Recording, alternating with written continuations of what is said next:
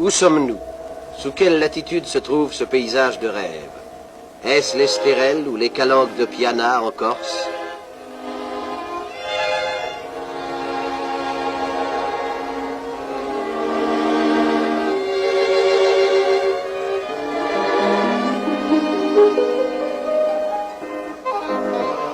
Peut-être les Pyrénées, où la nature nous réserve l'un des secrets de son art.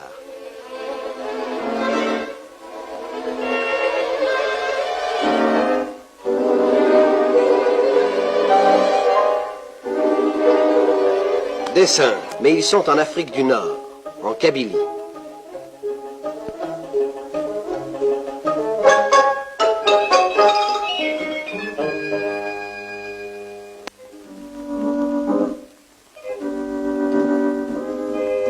L'amateur de sites rares jouit à chaque détour du chemin de sensations neuves. Les unes douces, apaisantes, souriantes, les autres violentes, soudaines, hautes en couleurs.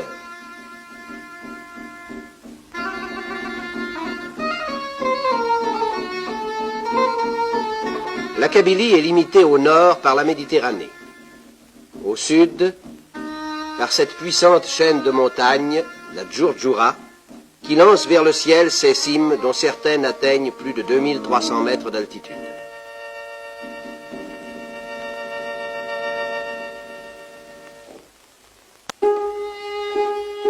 À l'ouest, entre le Djourdjoura et la Méditerranée, s'étendent dans la plaine d'immenses étendues de vignes qui produisent des vins de qualité fort honorable.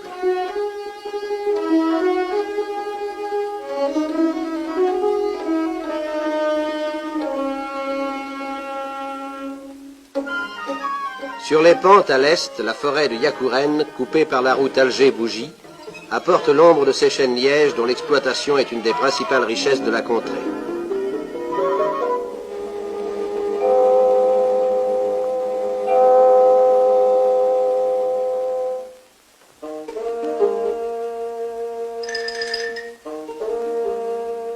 Dans la vallée de la Soumam alternent figuiers et oliviers, dont la cueillette est une ressource également importante.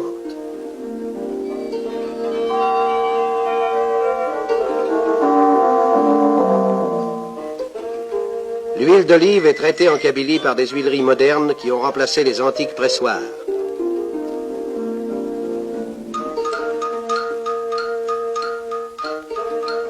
Le port de Bougie exporte vers la métropole tous les produits du sol kabyle.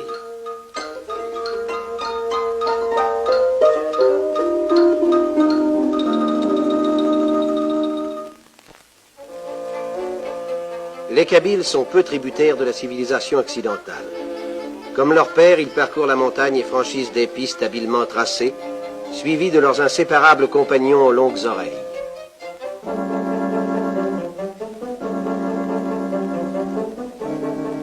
Tout le long des sentiers, les villages où les morts disputent la place aux vivants sont nichés sur les hauteurs, d'où l'on voit venir l'ennemi.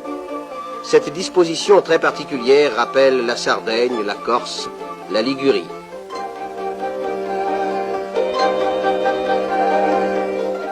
Voici la tribu des Beni Yeni, dont les villages sont disséminés en chapelets sur les crêtes environnantes. Dans ce décor magnifique, rien ne paraît à l'échelle de l'homme. La montagne formidable écrase ce pays de toute sa hauteur, et les maisons coiffées de tuiles rouges semblent minuscules. En voyant ces ruelles, on se croit revenu à des temps bien reculés.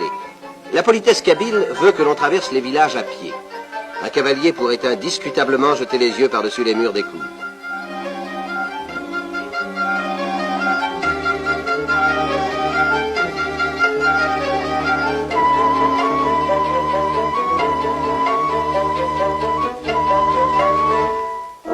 L'artisanat est en faveur chez les Kabyles.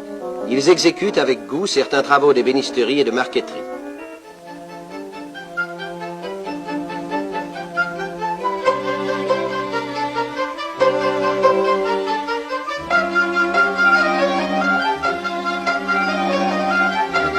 La femme a souvent une prédilection pour le travail de la poterie. L'habileté des femmes kabyles dans la fabrication des objets en raffia est incomparable.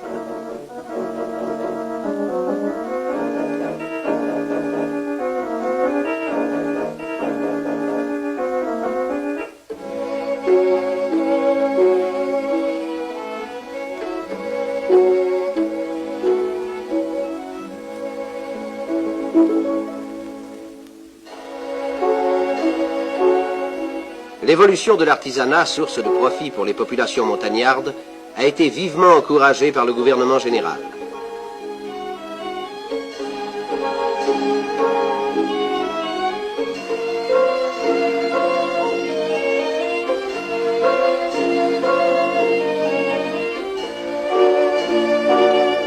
Qui n'a vu sur nos parisiennes ces bijoux en argent d'origine kabyle?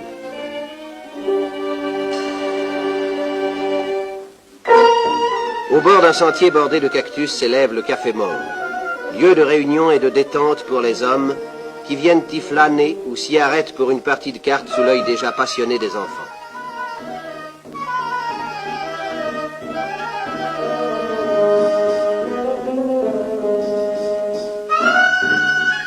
Le caïd du Douar, venu visiter ses administrés, est accueilli avec confiance et respect.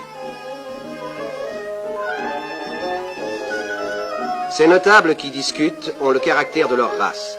Ils sont tenaces dans leurs opinions, leurs idées ont la solidité du roc de leur sol. Les enfants, à la sortie de l'école, aiment à se rassembler pour admirer le splendide panorama dont ils sont légitimement fiers. Les Kabyles sont restés soumis à la religion du prophète, dont les actions de grâce se perpétuent à la mosquée et au marabout. Le respect des morts est inébranlable. Sur les tombes entourées de 3 rebords de pierre, les familles viennent prier. Ces rudes montagnards n'ont voulu comme parure à leur cimetière que la majesté des cimes du Djurjura.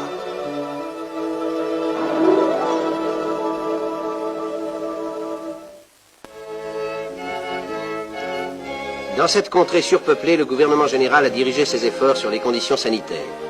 Et dans ce but, de nombreux hôpitaux ont été fondés qui reçoivent journellement tous les malades ayant confiance en la médecine française. Dans cette cour fleurie, femmes et enfants ont une convalescence heureuse sous la surveillance d'un médecin-chef.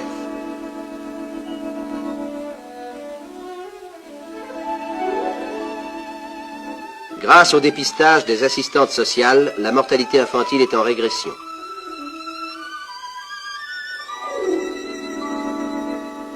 Après une longue maladie, cette jeune femme renaît parmi les fleurs.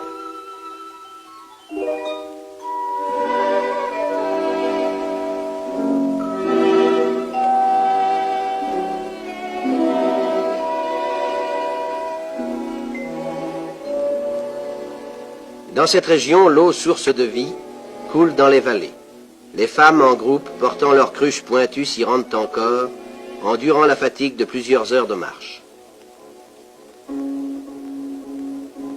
Depuis quelques années, la Kabylie tire des monts du Djurjura la force hydraulique amenée par des conduites forcées aux puissantes installations électriques, dont l'énergie est dirigée vers les grands centres de la région.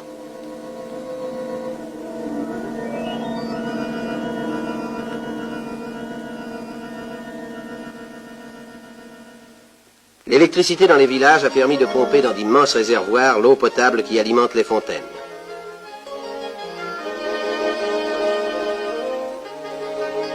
Pour éviter le glissement des terres par ruissellement, de petites plates-bandes appelées banquettes ont été aménagées sur les pentes.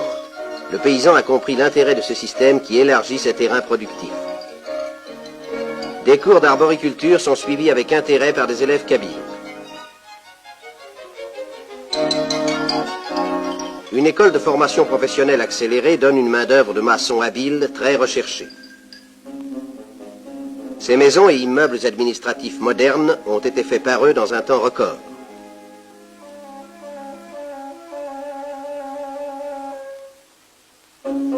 L'administration française a construit de vastes bâtiments clairs et aérés qui ont remplacé les anciennes écoles laïques devenues trop étroites. Proches des monts du Djurdjura, les premières écoles sous l'égide des Pères Blancs subsistent encore, et ceux-ci orientent leurs élèves du côté de l'artisanat.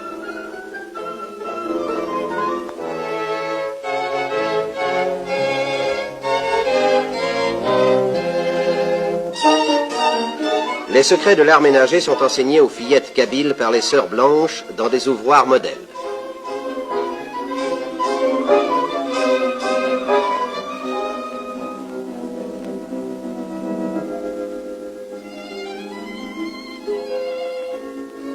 Le gouvernement général non seulement a créé de nouvelles écoles, mais il a voulu organiser des colonies de vacances. Et à cet effet, une route a été tracée dans la montagne qui traverse de curieux villages en terrasse.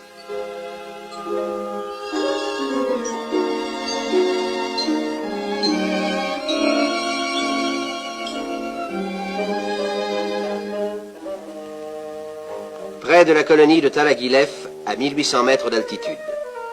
Quel agréable et frais nid de verdure avec ses sources que l'on entend murmurer.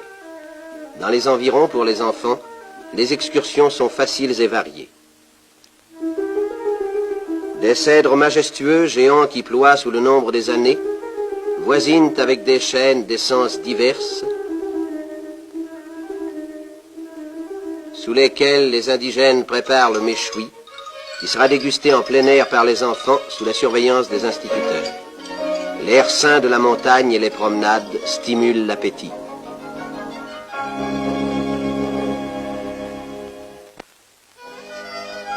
La route ondule dans un décor d'arbres et de verdure.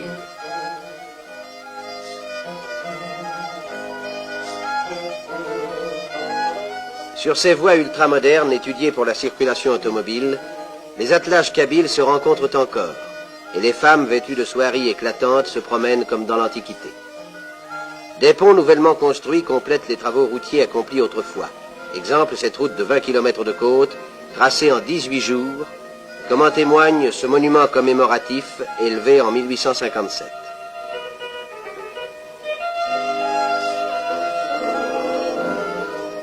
L'administration a tenu à développer le vaste réseau routier de Kabylie en utilisant de puissantes machines qui permettent de réaliser des voies de premier ordre.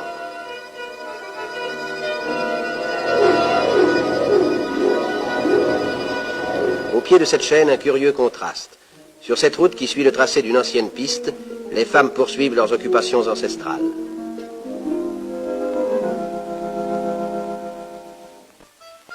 C'est jour de marcher dans la vallée. Pour s'y rendre, les hommes ont à faire 2 heures de chemin. Au long des sentiers venant de la montagne défilent d'interminables troupeaux de chèvres et de moutons.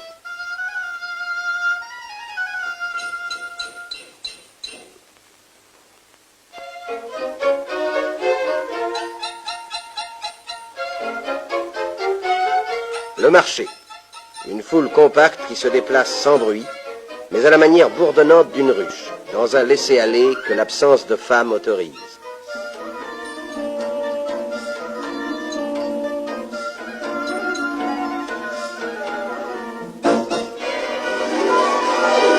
Ce marchand vante exclusivement des ustensiles provenant de la métropole. Loterie kabyle, au tirage immédiat.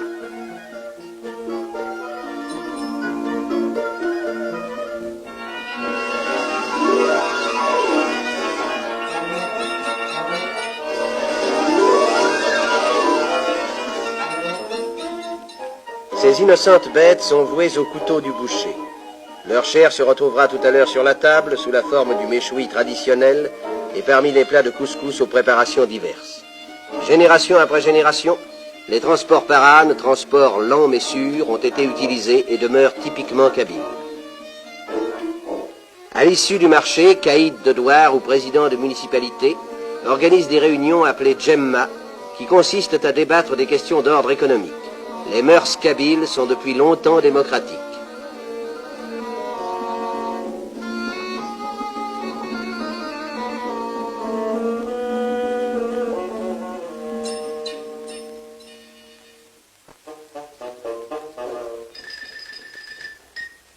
Les Kabyles aiment la France. nombreux sont ceux qui passent par Tizi Ouzou pour prendre le car d'Alger ou attendre l'autorail qui ramènera un des leurs venant de la métropole.